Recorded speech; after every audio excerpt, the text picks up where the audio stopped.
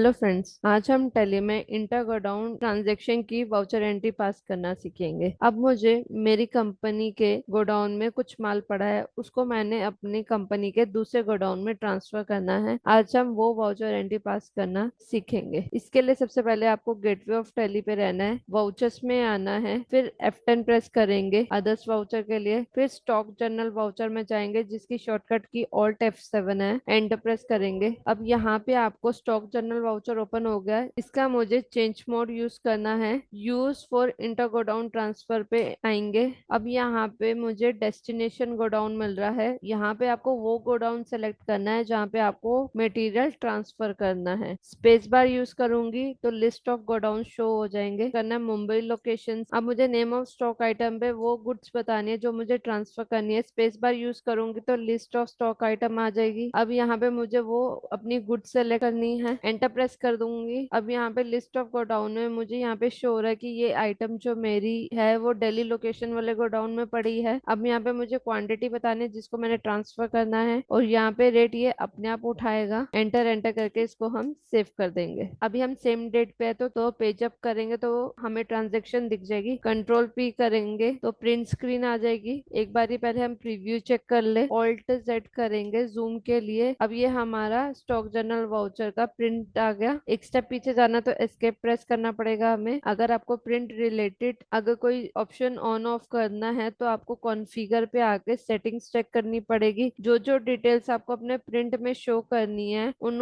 Option को yes और no कर दीजिए। जैसे सपोज मुझे नरेशन शो नहीं करनी प्रिंट के टाइम पे, इसको मैं एंटर प्रेस करके नो कर देती हूँ और कंट्रोल ए करके सेव कर देती हूँ। फिर हम प्रीव्यू पे आएंगे, ऑल्ट जेड करेंगे जूम मोड के लिए। अब यहाँ पे मुझे नरेशन शो नहीं हो रही। ऐसी आपको अगर प्रिंट के टाइम पे क्या डिटेल्स आपको शो करनी है नहीं करनी है वो आपको कॉन्फ़िगर पे ही मिलेगी। अगर आपके सिस्टम से प्रिंटर कनेक्ट है तो यहाँ पे आप प्रिंट की कमांड दे सकते हैं। एक स्टेप पीछे जाना तो एस्केप बटन दबाना पड़ेगा। इसके बाद हम गोडाउन समरी रिपोर्ट देखेंगे। अब हम गो टू पे जाएंगे, ऑल्ट जी दबाएंगे। यहाँ पे हम लिखेंगे गोडाउन समरी, मुंबई लोकेशन लेंगे। अब हमारे इस गोडाउन में ये हमारी स्टॉक आइटम दिखा रही है। ऑल्ट जी करेंगे, गो टू पे जाएंगे, वही गोडाउन समरी लिखेंगे। अब यहाँ से हम दिल्ली लोकेशन लेंगे। अब यहाँ पे हमें वो प्रोडक्ट नहीं दिखा रहा है क्योंकि वो प्रोडक्ट अब हमारा दिल्ली लोकेशन गोडाउन से मुंबई लोकेशन वाले गोडाउन में ट्रांसफर हो चुका है। अगर अब हम स्टॉक समरी रिपोर्ट पे जाएंगे, ऑल्ट F1 करेंगे डिटेल मोड के लिए। अगर अब हम यहाँ देखेंगे तो यहाँ पे हमें गोडाउन वाइज समरी नहीं आती, हमें स्टॉक दिखाता है कि अभी इस डेट में मेरे पास अवेलेबल कितना स्टॉक है। स्टॉक समरी रिपोर्ट पे गोडाउन ट्रांसफर वाली ट्रांजेक्शन का कोई असर नहीं होता। अगर अब मैं डेल के प्रोडक्ट पे सिलेक्शन रख के एंटर प्रेस करूंगी, इसकी मंथ वाइज रिपोर्ट दिखाएगा। तो ये 1 जुलाई से 31 जुलाई की ट्रांजेक्शन दिखा रहा है। मुझे पीरियड चेंज करना है तो ऑल्ट F2, ये दोनों मैं ब्लैंक छोड़ दूंगी। तो अब आपको